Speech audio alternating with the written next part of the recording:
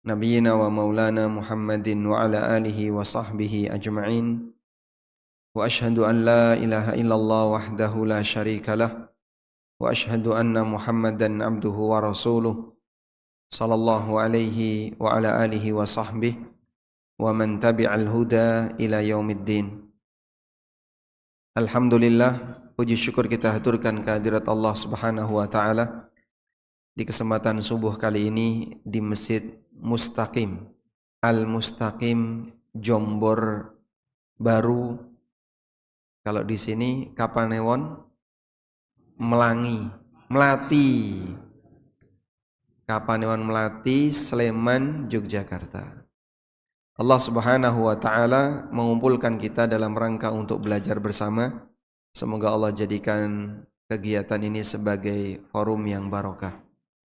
Kita mau membahas tentang salatul munafikin, salate wong munafik.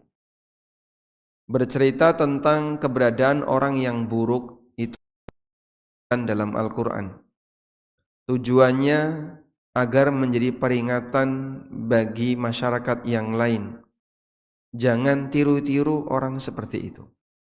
Apalagi kalau dia memiliki sifat yang buruk yang melekat pada dirinya. Sifat munafik itu terpuji atau tercela, Pak? Tercela. Bahkan dimanapun yang namanya kata munafik itu dihindari oleh masyarakat. Sampai pun orang munafik tidak mau disebut munafik. Sehingga kalau ada orang munafik terus dikatain, kamu munafik, wah dia bisa emosi. Maka kalau sudah melekat pada dirinya sebuah sifat yang buruk seperti ini, berarti perbuatannya semuanya dianggap buruk. Bahkan dalam Al-Quran Allah Subhanahu wa ta'ala menurunkan satu surat khusus untuk membongkar isi hati orang munafik dan keburukan orang munafik. Ada yang tahu surat apa yang dimaksud? Surat Al-Munafikun. Kurang tepat. Ada yang tahu surat apa yang dimaksud? Surat Al-Baqarah. Bukan. Satu surat khusus, yaitu surat At-Taubah. Makanya sebutan surat At-Taubah itu disebut oleh Ibnu Abbas Suratul Fadhihah. Surat Al-Fadhihah. Al-Fadhihah artinya yang mempermalukan.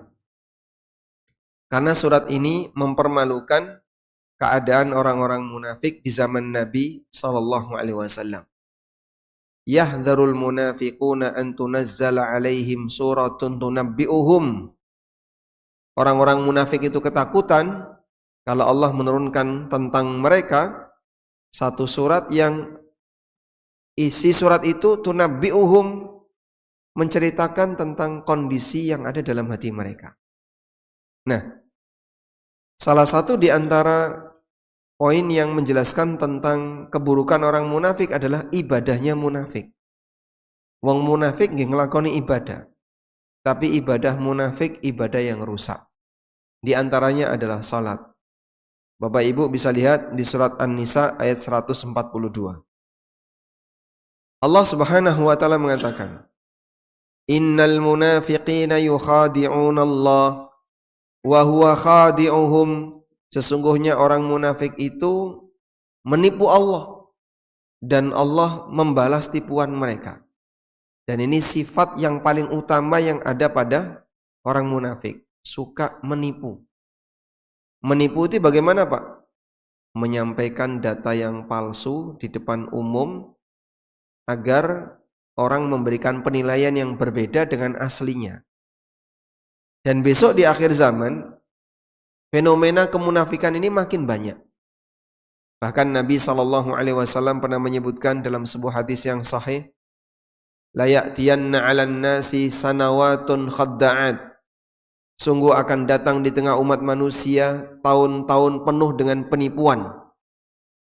Yukadzabu fiha as-sadiq wa yusaddaqu fiha al-kadhib wa yu'tamanu fiha al-kha'in wa yukhawwanu fiha al-amin. Bagaimana tahun-tahun penuh penipuan ini? Kata Nabi SAW, orang yang jujur dianggap pendusta, pendusta dianggap jujur, orang yang amanah disebut pengkhianat, orang pengkhianat diberi amanat. Kira-kira Bapak Ibu sudah merasakan zaman seperti ini belum? Sangat sudah. Indikatornya apa, Mas? Kelihatan dari apa? Baik. Jadi sampai disebut Nabi SAW sanawatun khadda'at, tahun penuh penipuan. Penuh penipuan, kenapa penuh penipuan? Karena keadaan manusia dibalik. Pendusta dianggap jujur, orang yang jujur dianggap pendusta. Pengkhianat diberi amanat. Orang yang amanat dianggap pengkhianat. Baik dalam urusan dunia, termasuk juga dalam urusan agama. Makanya kalau sampai ada orang yang bicara ngawur, bohong, dipercaya, dan itu tampak di depan umum, nggak ada rasa malu, berarti ini bagian dari tanda seperti yang tadi disampaikan Nabi SAW. Kita kadang juga heran ya, orang yang bohong terang-terangan itu ada yang jadi pengikutnya, Pak. Ya, inna maqali, Masya Allah ya. Yang katanya disebut sebagai bahasa semut, atau disebut sebagai bahasa cacing, bahasa malaikat, dia ngaku bisa bahasa orang yang mati, bisa ngobrol dengan orang. Kayak gitu pengikutnya banyak nggak Pak? Banyak itu Pak. Masya Allah. Makanya sampai ada ulama yang mengatakan, ada orang yang andaikan dia masuk rumah sakit jiwa itu lebih baik daripada ketika dia jadi orang waras. Karena ketika dia bicaranya lebih parah daripada orang gila. Kalau kemudian dia divonis sebagai orang gila kan selesai ya. Mungkin orang yang sehat akalnya tidak akan berurusan dengan dia. Tapi ketika dia masih dianggap punya akal sehat, kemudian ngomongnya ngawur dan punya pengikut, ini keadaan orang gila. Baik. Selanjutnya, orang munafik disebut oleh Allah yukhadi'unallah wa huwa khadi'uhum. Mereka itu menipu Allah dan Allah membalas tipuan mereka. Allah membalas tipuan hambanya menunjukkan bahwasanya Dia Maha Kuasa, tahu bagaimana kondisi hambanya lahir batin. Terus bagaimana sifat orang munafik yang suka menipu Allah ini? Wa idza qamu ilas salati qamu kusala yura'una an-nasa wa la yadhkuruna Allah illa qalila. Kalau mereka mengerjakan salat, qamu kusala, sukanya malas-malasan. Yura'unan nas, dan dia suka riya. Wa la yadhkurunallaha illa qalila, dan mereka tidak mengingat Allah kecuali sedikit. Sehingga dalam ayat ini menegaskan wong munafik itu mengerjakan salat. Cuman kalau salat dia malas-malasan, enggak semangat. Dan itu pun khusyuknya sangat rendah. Sehingga sampai disebut oleh Allah, wala yadhkurunallaha illa qalila, mereka tidak menyebut nama Allah, tidak mengingat Allah kecuali sedikit. Kemudian juga disebutkan dalam ayat yang lain di surat At-Taubah ayat 54. Allah Subhanahu wa taala berfirman, وَمَا مَنَعَهُمْ أَن تُقْبَلَ مِنْهُمْ نَفَقَاتُهُمْ إِلَّا أَنَّهُمْ كَفَرُوا بِاللَّهِ وَبِرَسُولِهِ وَلَا يَأْتُونَ الصَّلَاةَ إِلَّا وَهُمْ كُسَالَى. Tidak ada yang menghalangi infaknya orang munafik itu ditolak oleh Allah selain karena mereka kufur kepada Allah, dan kalau mereka melaksanakan salat mereka malas-malasan. Wala yunfikuna illa wahum karihun, dan kalau mereka mengeluarkan uang untuk infak mereka itu berat, mereka karihun, mereka enggak suka. Ini ada di surat At-Taubah ayat 54. Kemudian juga Allah kasih peringatan di ayat yang lain, fawailun lil musallin alladzina hum an salatihim sahun. Cilaka wong-wong sing salat. Seperti apa Pak orang salat yang celaka itu? Alladzina hum an salatihim sahun, yaitu orang yang lalai ketika sholat. Nah, ini semuanya menjelaskan tentang kondisi buruk yang dilakukan oleh orang yang ibadah tapi nggak serius. Maka kalau kita buat kesimpulan umum Bapak Ibu, sebelum kita kasih rincian tentang sifatnya orang munafik ketika sholat, Allah perintahkan kita untuk ibadah. Allah perintahkan kita untuk sholat, dan di saat yang sama, nek awakmu ngelakoni ibadah, nek awakmu ngelakoni sholat, kudu sing serius. Allah perintahkan kita untuk ibadah, dan di saat yang sama Allah perintahkan agar kita serius ketika ibadah. Sebab ibadah kalau nggak serius, justru akan lebih dekat kepada dosa daripada mendapatkan pahala. Makanya dalam ibadah itu kita tidak boleh punya prinsip yang penting aku wis ngelakoni. Bukan yang penting wis ngelakoni. Tapi ketika ngelakoni juga harus serius. Sebab ibadah kalau nggak serius justru lebih dekat kepada dosa. Sebentar lagi kita mau ketemu bulan Ramadan. Ada nggak Pak orang yang ketika puasa Ramadan nggak serius? Ada Pak? Nabi SAW sampai mengatakan, Rubba sa'imin hadduhu min siyamihi alju' wal atas. Kathah wong sing poso, banyak sekali orang yang puasa, dia tidak mendapatkan apapun kecuali lapar. Nah niku ganjarane teng pundi Pak? Ilang. Kok iso ganjarane ilang? Nah, nglakoni poso tapi tidak serius. Bahkan Nabi SAW ngasih ancaman dalam sebuah doa yang mungkin Bapak Ibu sudah sering mendengarnya. Pada waktu Nabi SAW turun dari mimbar, kemudian Jibril berdoa di dekat beliau, lalu diaminkan oleh Rasulullah SAW, amin, amin, amin. Amin 3 kali. Sahabat merasa heran, kok Nabi SAW amin, padahal beliau tidak membaca doa apapun. Lalu Nabi SAW memberitahu, Jibril berdoa di sampingku dengan 3 doa. Salah satunya apa? Raghma anfu man dakhala alaihi Ramadan thumman salakha minhu walam yughfar lahu. Cilaka menungso sing ketemu ulan Ramadan sampai Ramadan rampung, dosane durung diampuni. Ketemu bulan Ramadan sampai Ramadan selesai, dosanya belum diampuni. Kenapa itu Pak? Kudune kan ulan Ramadan itu bisa menjadi penghapus dosa. Di antara amal yang bisa jadi kafarah adalah puasa Ramadan. Nabi SAW pernah mengatakan, As-salawatul khams, wal jum'ah ilal jum'ah, wa Ramadan ila Ramadana, mukaffiratun lima bainahun. Antarane salat 5 waktu, antarane Jumatan ke Jumatan berikutnya, Ramadan ke Ramadan berikutnya, bisa jadi kafarah untuk dosa-dosa yang dilakukan oleh hamba. Tapi ada orang yang ketika bulan Ramadan, rampung Ramadan, dosane tambah. Berarti yang salah sinten Pak? Karena orang ini ketika puasa tidak berkualitas. Bagaimana ketika puasa tidak berkualitas? Dia berpuasa tapi sing penting hanya menahan, sing penting ramangan, sing penting ramadang, rangombe.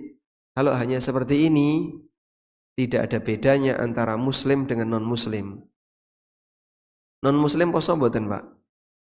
Yang bertapa itu Pak, mereka berpuasa lebih lama daripada kita. Sehingga kadang nggak makan selama 3 hari, kadang tidak minum selama sekian hari, mereka bertapa. Makanya yang lebih penting di sini bukan yang penting aku wis ngelakoni ibadah, tapi yang perlu dipikirkan adalah ibadahmu itu serius atau tidak. Karena orang kalau ibadah tidak serius, justru bisa jadi nambahi dosa. Baik. Nah, dalam sebuah hadis Nabi SAW juga pernah memperingatkan tentang sholatnya wong munafik. Nabi SAW pernah bersabda, Tilka salatul munafik, tilka salatul munafik. Kaya ngono lho salate wong munafik. Kaya ngono salate wong munafik. Beli ulangi 3 kali. Tilka salatul munafik. Tilka salatul munafik. Kaya ngono salate wong munafik. Deloken kaya ngono salate wong munafik. Ya jelisu yarkubu syamsa. Lunggah-lungguh karo nyawang matahari. Duduk-duduk, nyantai-nyantai sambil melihat jam. Itu zaman sekarang ya. Engko sik, engko sak, engko sik, engko sak, engko sik, sik to, sik jam 5. Engko sik setengah 6. Dolanan manuk dhisik. Akhirnya ngabur doro, nggih. Belum salat asar sampai ketika matahari mendekati mau tenggelam. Engko sak, engko sik, nanti dulu. Hatta idza kanat baina qarnai syaitan. Sampai ketika matahari itu sudah mendekati tenggelam, qama fanaqara arba'an, barulah dia ngelakoni salat dan mematuk sebanyak 4 kali. La yadhkurullaha fiha illa qalila. Dia tidak ingat Allah kecuali cuma sebentar. Hadis ini sahih riwayat Muslim. Nah, ini juga menunjukkan bagaimana buruknya salat orang munafik. Dari semua dalil yang tadi kita sebutkan. Sekarang coba kita rangkum bagaimana sifatnya salat, bagaimana sifat salat orang munafik. Yang pertama, orang munafik itu punya sifat ketika salat kusala, suka malas-malasan. Ngelakoni salat tapi dengan cara malas-malasan. Wa idza qamu ila sholati qamu kusala. Wong munafik nalikane nglakoni salat malas-malasan. Makanya kita kalau salat jangan sampai malas-malasan, Pak. Saya bacakan di sini keterangan Ibnu Abbas radhiyallahu anhu. Kadang nyuwun sewu nggih. Ada sebagian orang ketika salat itu ngantuk, angap-angop. Sehingga ketika dia salat, begitu takbiratul ihram, mikir kapan salam. Terutama besok pas tarawih itu. Mulai rakaat pertama, bolak-balik ndelok jam. Ini kapan witir? Wis 8:30 kok durung witir. Akhirnya gimana? Mungkin jasadnya ada di masjid, tapi hatinya benci dengan apa yang dia kerjakan. Kalau seperti ini, saya boleh saran, mending rasa sholat. Karena dengan kebencian dalam hatinya ketika dia memaksakan diri untuk sholat tarawih itu, bisa jadi orang ini berdosa. Sebab dia nggak suka. Ketika dia ngelakoni sholat itu dalam kondisi nggak suka. Kalau sholat isya'nya, walhamdulillah aman ya. Mungkin dia sholat isya dengan baik, tidak grundel, tidak ngerutu. Tapi ini imamnya kedawan ya, termasuk sholat isya kok kedawan mas, bar isya engko sek tarawih. Saya pernah coba ya, sholat isya membaca 2 surat yang panjang, An-Nazi'at dan Abasa. Begitu selesai salam, takmirnya langsung menghampiri. Kalau bisa jangan panjang-panjang. Wah, saya mau baca surat Al-Baqarah ya Pak. Jadi orang tuh tidak terima ketika diajak sholat terlalu panjang. Nah biasanya rampung jam pinten tengriki Pak. Jam 8:30 itu sudah mentok mas, paling terakhir. 8:30. Sekarang kalau setelah sholat isya itu hampir jam 8. Berarti sholat tarawih cukup setengah jam. Ketambahan 5 menit Pak. Protes. Mong 5 menit. Itu protes. Padahal kalau orang selesai sholat tarawih ngapain Pak? Ngobrol. Ngobrol itu 5 menit. Sebentar atau lama? Ngobrol 5 menit. Nggih, baru mukadimah itu. Belum masuk ke isi. Sehingga kadang orang cuman diajak ketambahan 5 menit, ketambahan 10 menit. Itu sudah komentar.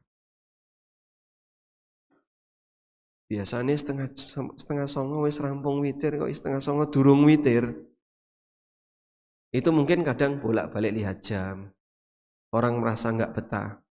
Wa idza qamu ila sholati qamu kusala. Mereka nalikane salat Salatnya sambil malas-malasan. Kata Ibnu Abbas radhiyallahu anhu, yukrahu ayyakuma ar-rajulu ila salati wa huwa kaslanu. Makruh bagi orang yang ketika melakukan salat dalam keadaan malas-malasan. Sehingga ketika salat rasanya berat. Itu bisa jadi lebih dekat kepada dosa. Berarti orang ini nalikane salat padha karo wong munafik. Wong munafik itu punya sifat seperti ini. Ketika salat, dia salat dalam keadaan malas-malasan. Walakin yakumu ilaiha talqal wajhi.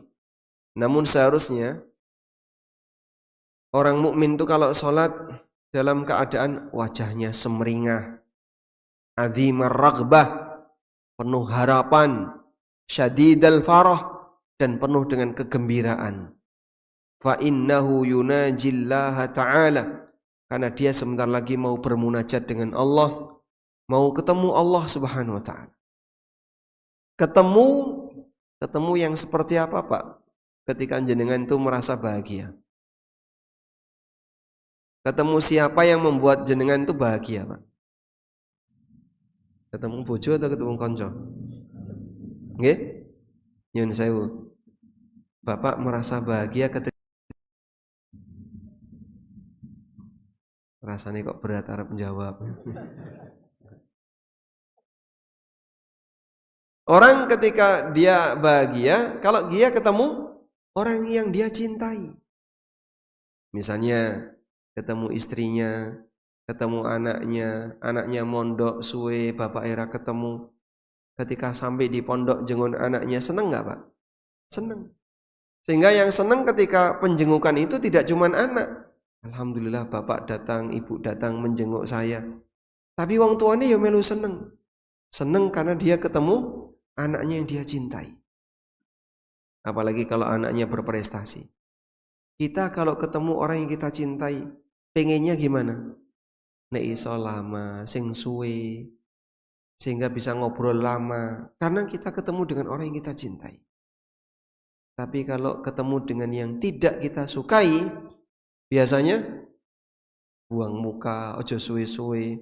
Sehingga kalau bisa begitu ketemu selesai langsung pulang. Nah, bukti bahasanya dalam hati kita tidak ada pengagungan yang besar dan rasa cinta yang besar kepada Allah. Di antaranya adalah kita kalau sholat malas-malasan. Makanya Bapak Ibu yang dimuliakan Allah, bahaya kalau sampai ada orang yang sholat, tapi ketika dia sholat, dia selalu berpikir, kapan selesai, kapan selesai, kapan selesai. Berarti orang ini ketika sholat dalam keadaan gak suka. Ibnu Abbas mengingatkan, nek sholat jangan kayak gitu. Apalagi kalau sholat angap. Makanya nyuwun sewu nggih, mungkin ibu-ibu kalau sholat di rumah, sholat isya, biasanya jenengan kalau sholat isya jam berapa? Engko sik Mas, nonton sinetron dhisik. Kira-kira jam 09.00 gek sholat. Jam 09.00 gek sholat, wis ngantuk. Nek wis ngantuk, akhirnya ketika sholat angop, didik angop. Seneng menguap. Kalau seperti ini, ya sudah, besok lagi jangan diulangi. Kerjakan sholat di saat kamu masih seger badanmu. Kerjakan sholat di saat kamu masih serius untuk bisa ibadah. Orang itu ketika ngelakoni ibadah, dia nggak betah. Baik. Selanjutnya, sifat yang kedua dari sholatnya orang munafik adalah suka menunda-nunda waktu hingga dikerjakan di akhir waktu. Yang tadi disinggung oleh Nabi SAW. Yajlisu yarkubu syamsa. Mong lunggah-lungguh karo nyawang jam. Melihat ke arah matahari. Kalau dulu lihat ke arah matahari, kalau zaman sekarang lihat jam. Engko sik, engko sa, engko sik, engko sa, engko sik. Sampai dia kerjakan di akhir waktu. Dan itu dilakukan tanpa uzur. Alhamdulillah kalau masyarakat Jogja masih bisa lebih aman. Kadang saya kalau dapat cerita kaum muslimin yang ada di Jakarta itu mesak nih Pak.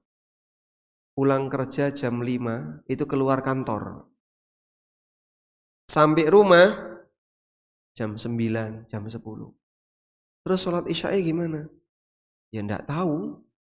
Kadang di tengah kemacetan, sehingga dia nyetir sendiri atau pakai bis jemputan, sementara kendaraannya tepat di tengah-tengah kerumunan kendaraan, macet, nggak bisa turun, mau wudhu juga nggak bisa, mau sholat ini tidak menghadap kiblat, hanya bisa duduk, bingung. Itu kalau terjadi cuman sehari, 2 hari dalam setahun, atau dalam sepekan, atau dalam sebulan, bolehlah kita sebut udzur. Bendino ya Pak. Seperti ini apa? Tiap hari. Akhirnya gimana? Mereka hanya tinggal 4 waktu. Subuh, zuhur, terus asar, isya. Tidak ada maghrib. Tapi kan saya sholat maghrib. Sholat maghribnya kapan? Ya pas isya. Berarti jamak tiap hari. Dari mulai Senin sampai Jumat, jamak terus. Tumun mboten Pak, jamak kok tiap hari Pak? Nggak ada ya. Kalau udzur seharusnya gimana? Sesekali. Tapi orang ini jamaknya tiap hari. Makanya kalau sampai seperti ini, dia harus mengkondisikan diri. Alhamdulillah kaum muslimin kalaupun sak macet-macetnya Jogja masih bisa sholat tepat waktu. Tapi kalau sudah di kota-kota besar seperti Jakarta, nggak tahu kalau Surabaya ada nggak seperti itu. Orang akan mengalami situasi seperti ini. Oleh karena itu dilarang menunda waktu sholat tanpa uzur. Menunda waktu sholat tanpa uzur termasuk di antara dosa besar. Sebagaimana sifat yang terjadi di kalangan orang munafik. Mereka kalau sholat suka nunda-nunda. Hanya untuk bermain, hanya untuk sesuatu yang tidak ada manfaatnya. Baik. Selanjutnya, orang munafik itu kalau sholat cepat. Yang dikatakan oleh Nabi SAW, qama fanaqara arba'an. Dia sholat dan mematuk 4 kali. Saking cepatnya sampai digambarkan Nabi SAW seperti mematuk 4 kali. Mematuk 4 kali ini maknanya apa Pak? Nggih? Rukuk sujudnya cepat. Ada nggak Pak orang yang bangga ketika sholatnya cepat Pak? Banyak sekali Pak. Bahkan sampai dipamerkan untuk mengejar rekor muri. 21 rakaat 7 menit pletas. Ini apa-apaan? Senam po sembahyang. Karena dia berpikir ini kan dalam rangka untuk meringankan beban jamaah. Berarti sholat itu selama ini kau jadikan sebagai beban. Nek kayak gitu, sudahlah nggak usah mengejar kuantitas. Yang penting berkualitas. Sebab amal itu bukan yang penting jumlahnya, tapi yang penting apa? Kualitasnya. Alladzi khalaqal mauta wal hayata liyabluwakum ayyukum ahsanu amala. Dialah zat yang menciptakan kematian dan kehidupan untuk menguji siapa di antara kalian yang terbaik amalnya. Sehingga kalau sholat 11 rakaat tapi khusyuk, tumaknina, daripada 21 rakaat tapi rabetah, akhirnya cepat ketika mengerjakannya. Menurut jenengan lebih baik yang mana? Ya. Makanya sholatnya Nabi SAW rata-rata tiap malam 11 rakaat. Tapi berkualitas Pak. Sehingga kadang beliau membaca surat Al-Baqarah sampai selesai. Kadang membaca surat Ali Imran ditambah dengan surat An-Nisa. Dan itu cukup lama. Karena itu tidak boleh sholat terlalu cepat. Apalagi mohon maaf kalau sampai tidak tumakninah. Coba saya bacakan riwayat berikut ini. Hudzaifah ibnul Yaman pernah ketemu orang yang ketika sholat gerakannya cepat. Seperti ayam mematuk. Akhirnya selesai sholat, ditanya sama Hudzaifah, sejak kapan kamu sholat seperti ini? Kemudian orang ini mengatakan, arba'ina sana, kurang lebih 40 tahun. 40 tahun itu kan berarti umurnya 55. Ya. Kalau dihitung dari umur 15, berarti kurang lebih usia dia 50-an. Saya sholat seperti ini selama 40 tahun. Apa kata Hudzaifah? Ma shallaita mundu arba'ina sana. Berarti selama 40 tahun sholatmu batal. Walau mutta wa anta tusalli hadhihi shalah la mutta ala ghairi fitrati Muhammadin sallallahu alaihi wasallam. Nek sampai awakmu mati kok sholatmu kaya ngene, berarti kamu mati tidak berada di bawah ajaran Nabi Muhammad sallallahu alaihi wasallam. Dan saya pernah ketemu Pak orang yang seperti ini di usia beliau yang cukup tua. Waktu itu saya sempat kenalan jenengan yuswa pinten 70 sekian tahun. Itu ketika sholat dia rukuk tapi melambung. Masyaallah, rukuknya sambil melambung ya. Ketika i'tidal belum jejeg. Terus medun. Akhirnya ketika rukuk enggak rukuk, ketika i'tidal enggak i'tidal, terus dia sujud. Begitu sujud nutul langsung tangi. Kok bisa? Karena dia terlalu cepat dan menurut dia aku wis maca ping 3. Maca ping 3 itu dalam posisi ketika bergerak turun. Subhanarabbiyal a'la, subhanarabbiyal a'la, subhanarabbiyal a'la, tul tangi.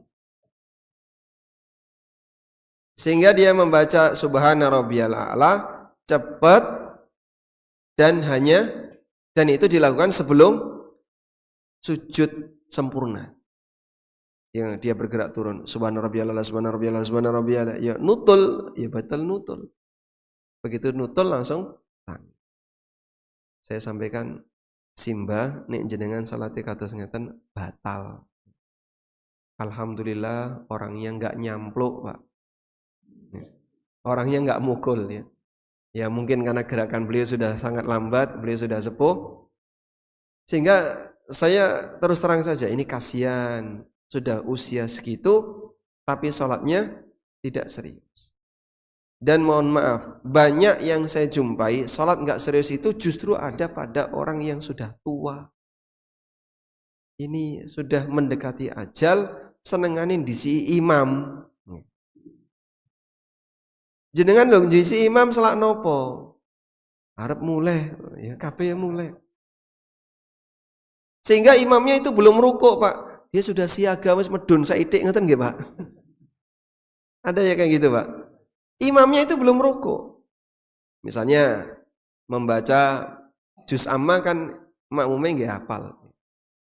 Ara'aital ladzi yukadzibu biddin sampai akhir wa yamna'unal ma. Belum selesai wa yamna'unal maun baru membaca wa yamna'unal tangane wis didunke. Loh kok Pak tangan wis meduni kenapa Pak? Kan sedekap harusnya kan? Tapi tangannya sudah dilepas. Kenapa tangannya sudah dilepas? Aku ngerti Mas, iki pasti harap rukuk. Kabeh yang ngerti Pak, harap rukuk. Kenapa kita harus siaga? Karena dia enggak betah. Apapun itu tidak mungkin dia salam sebelum imam. Makanya orang yang mendahului imam hukumannya apa? Kepalanya bisa jadi diubah jadi keledai. Kenapa yang dipilih keledai, Pak? Kok enggak gajah begitu? Karena keledai itu lambang kebodohan. Sehingga orang ini diberi hukuman sebagaimana layaknya keledai sebab orang ini bodoh. Bodohnya pripun? Di si imam itu enggak bakalan mungkin nanti salam sebelum imam. Ditambah lagi selesai sholat dia masih zikir.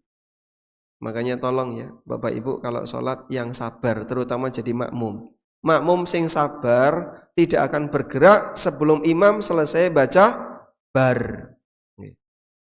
Makanya misalnya kalau ada kegiatan baris berbaris ya. Hadap kanan nan. Sudah hadap kanan belum? Belum. Tunggu apa? Gerak itu baru hadap kanan. Loh iso kok ya. Begitu sholat ra iso, Pak. Saya itu pernah ketemu polisi, Pak. Terus dia cerita. Saya dapat hidayah itu dari cerita seperti ini. Oh, kayak ngono. Dia polisi biasa, Pak, yang namanya baris hadap kanan. Sudah hadap kanan belum? Belum. Nunggu gerak baru hadap kanan. Ini aku sholat baru Allah sudah bergerak. Oh, berarti sholatku salah. Wong saya baris berbaris saja bisa kok. masa sholat ra iso. Dari situ dia ngerti. Oh, berarti sing benar seperti itu. Setelah itu dia ngaji, Pak. Alhamdulillah. Hidayah datang hanya jadi satu kalimat. Yang Allah kasih hidayah kepada dia. Dia kemudian sadar, berarti selama ini sholat saya salah. Sudah selesai salah itu makmum. Padahal kalau dia melakukan gerakan ketika baris, dia tahu bagaimana cara bergerak yang benar. Berarti seperti ini makmum yang tidak sabar. Makanya jangan bergerak cepat, dan termasuk kalau jadi imam tunggu dulu. Jadi makmum tunggu dulu sampai imam selesai membaca akbar, baru kemudian makmum bergerak. Selanjutnya, salatnya orang munafik itu sangat tidak khusyuk. Sangat tidak khusyuk gimana, Pak? Tidak ingat Allah kecuali sebentar. Nah, ini mungkin yang paling sering terjadi pada diri kita. Sehingga ketika kita sholat, pikirannya Masya Allah mumbul tekan dindi. Awake mungkin di masjid, badan mungkin di masjid, tapi hati di dapur. Hatinya sudah sampai pasar, hatinya sudah sampai mana. Bahkan ketika dia sedang sholat, dia menyusun kegiatan. Masya Allah. Bareng ini apa ya? Bar sholat, arep ngene. Nggih, Pak. Jenengan nggih ngoten, Pak. Sama berarti, Pak ya. Sehingga di tengah kita sholat, tapi kita menyusun kegiatan. Sampai itu sesibuk apa? Nyatanya begitu selesai sholat, ngelekar. Sehingga seolah-olah kita ini jadi orang yang demikian sibuk ketika sedang sholat. Begitu selesai sholat, malah kelekaran. Sebab dia diganggu setan, dikasih eling, engko bareng ini koyo ngene yo, bareng ini.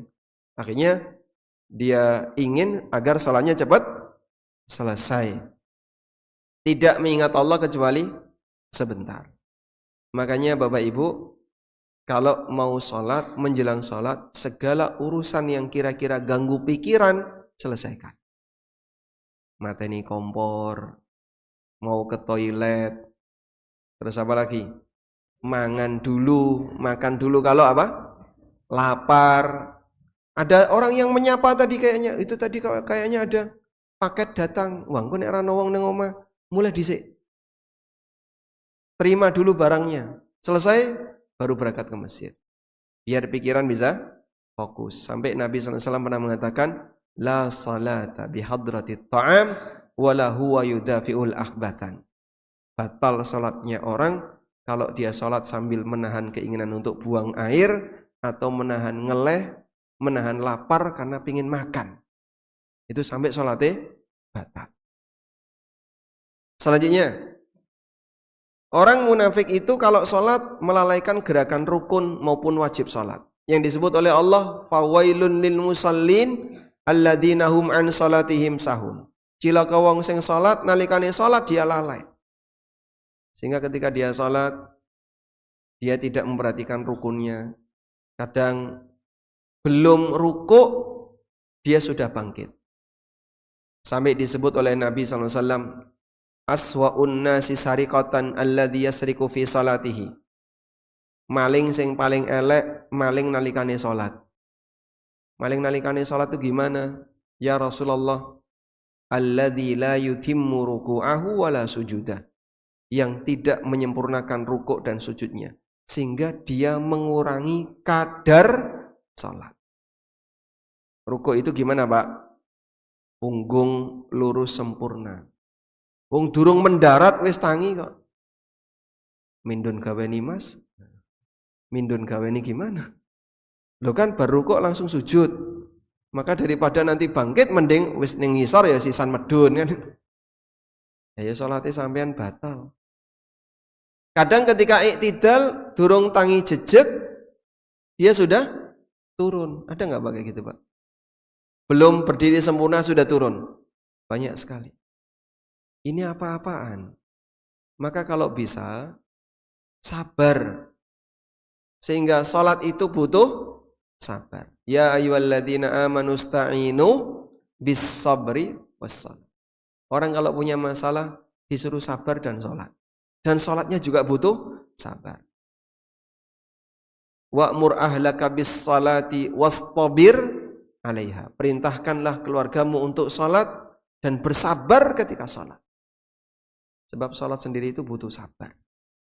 Ini sibuk ya Pak. Nah, berarti kalau begitu selesaikan dulu tugas jenengan yang kira-kira tidak menghalangi pikiran sehingga nanti ketika salat bisa lebih fokus. Selanjutnya orang kalau salatnya orang munafik itu kalau salat dia suka pamer Pak. Dikatakan oleh Nabi SAW, yura'unan nasa wala yadhkurunallaha illa qalila. Senengane riya wala yadhkurunallaha illa qalila, dan dia tidak ingat Allah kecuali sebentar. Ketika salat tapi seneng riya, seneng pamer. Jadi aku ya pengen mulai tapi izin karo Pak Imam. Engko nek digerendengi Pak RT pripun? Nek ra teko traweh, ra teko ini. Sehingga mungkin dia enggak betah, tapi dia enggak beranjak dari tempat salatnya. Karena takut karena ketua takmir. Engko nek aku metu dhisik, didarani ketua takmir A, B, C, izin. Maka dia ketika salat sambil riya. Gimana Pak itu kira-kira salatnya Pak? Wallahu a'lam. Maka yang terakhir Bapak Ibu, kami kasih sebuah pesan ya. Karena salat ini bermunajat kepada Allah, lakukanlah dengan serius, fokus, berharaplah pahala yang besar di sisi Allah Ta'ala. Terutama besok mendekati Ramadan. Ramadan itu ada 2 ibadah utama. Siang harinya kita siam, malam harinya kita qiyam. Qiyam niku napa? Qiyamul lail. Perlu dipaksa untuk belajar jadi orang yang nurut ketika sholat. Sehingga lawan rasa malas, sebab malas itu penyakite wong munafik. Loh, jarene turune wong poso ini ibadah Pak. Jarene sapa? Gak benar itu. Tidak ada ulama yang senang tidur. Semua ulama tidurnya terbatas. Imam Syafi'i kalau Ramadan khatam 2 kali. Siang sekali, malam sekali. Khatam 30 juz loh Pak, bukan juz 30 Pak. Karena tidurnya sebentar. Maka mudah-mudahan dengan modal serius ketika salat, Allah Subhanahu wa taala bisa memberikan kita ampunan dosa. Siang dosa kita gugur dengan puasa, malam dosa kita gugur dengan qiyamul lail. Nek salat yang sabar. Demikian yang bisa kita sampaikan. Saya mohon maaf tidak bisa melanjutkan sampai syuruk. Kurang berapa menit ya? 10 menit lagi. Nanti dilanjutkan Pak Imam insyaallah ya. Karena kereta saya jam 7. Baik, demikian wasallallahu ala nabiyyina Muhammadin wa ala alihi wa sahbihi wasallam. Wa akhiru da'wana anil hamdulillahi rabbil alamin. Wassalamualaikum warahmatullahi wabarakatuh.